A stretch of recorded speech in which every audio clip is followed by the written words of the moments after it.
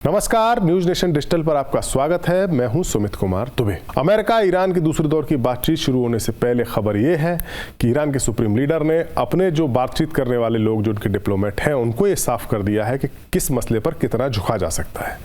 Iran के एक अधिकारी का कहना है अमेरिका के साथ डील तभी मुमकिन है जब ईरान ने जो रेड लाइन्स अपनी तय कर दी हैं कि ये लाल रेखाएं हैं, इनके बाहर हम नहीं जा सकते, उनको कबूल किया जाए। क्या है वो रेड लाइन्स, उसके बारे में इस रिपोर्ट में कहा गया है कि ईरान न सिर्फ अपने परमाणु कार्यक्रम को जारी रखेगा, उसमें इस्तेमाल होने वाले सेंट्रीफ्यूज को नष्ट भी नहीं करेगा और ना ही अपने यूरेनियम के भंडार को किसी दूसरे देश को सौंपेगा। ईरान अपने यूरेनियम एनरिचमेंट को रोक जरूर सकता है या उसको स्लो कर सकता है, लेकिन इस भंडार को वो साल 2015 के लेवल से नीचे नहीं ले जाएगा। ईरान का ये कहना है, या ईरान ये कहना चाहता है कि वो साल 2015 की उसी न्यूक्लियर डील पर टिके रहना चाहता है जो ट्रंप ने रद्द कर दी थी।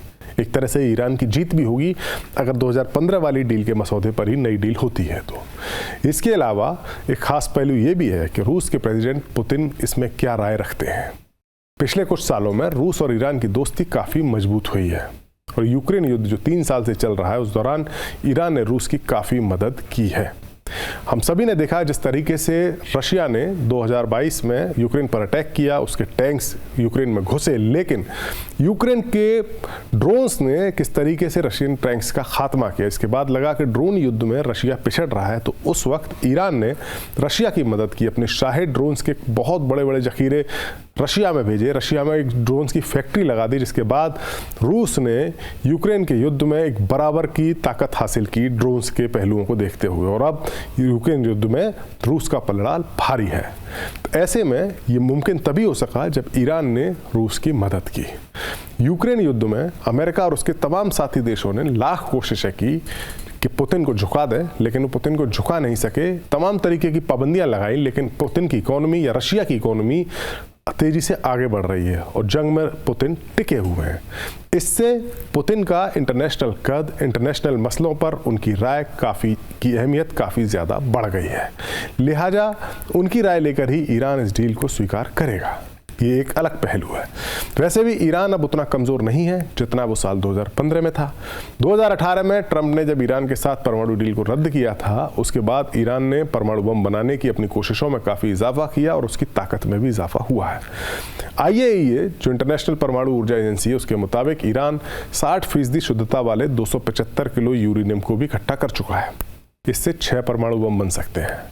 ऐसे में ईरान के लिए अपनी बातें मजबूती के साथ रखना लाजमी है और वो रखेगा भी।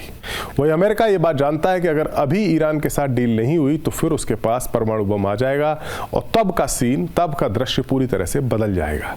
लिहाजा ट्रंप ईरान पर दबाव डालने के लिए हर तरह का हथकंडा आजमा रहे हैं। इस इलाके में ईरान के 2 मजबूत साथी थे, उनमें से एक था हिजबुल्लाह और दूसरे हूती। हिजबुल्लाह को तो इजराइल ने कमज़ोर कर दिया, लेकिन यमन के हूती अब भी कड़ी टक्कर दे रहे हैं। अब अमेरिका पिछले महीने 15 मार्च से लगातार हूतियों पर हमले कर रहा है। दूसरे दौर की बातचीत शुरू होने से पहले यमन में अमेरिका ने अब तक का सबसे बड़ा हमला किया है। यमन के रास ईसा तेल बंदरगाह पर अमेरिका की ओर से हवाई हमलों में कम से कम 74 लोग मारे गए हैं और तकरीबन 250 लोगों के घायल होने की खबर है।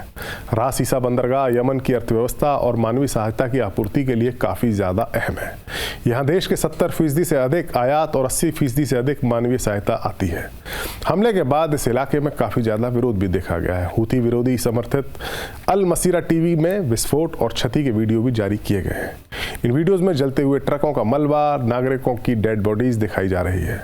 रिपोर्ट्स के मुताबिक इस हमले में बंदरगाह के कर्मचारी भी कई बड़ी संख्या में घायल हुए हैं।